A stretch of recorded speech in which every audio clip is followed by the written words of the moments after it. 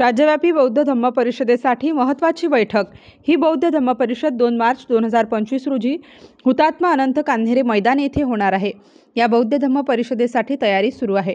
या कार्यक्रमाला राष्ट्रीय रिपब्लिकन पार्टीचे सर्व अध्यक्ष रामदासजी आठवले व राज्याचे मुख्यमंत्री, उपमुख्यमंत्री, राज्याचे विविध मंत्री व देशातील बौद्ध धम्मगुरू या परिषदेसाठी उपस्थित राहणार आहेत, अशी माहिती नारायण गायकवाड, RPI महानगर प्रमुख व हे कार्यक्रमचे निमंत्रक जास्तीत जास्त नागरिकांनी या कार्यक्रमात उपस्थित राहावे असे आवाहन केले।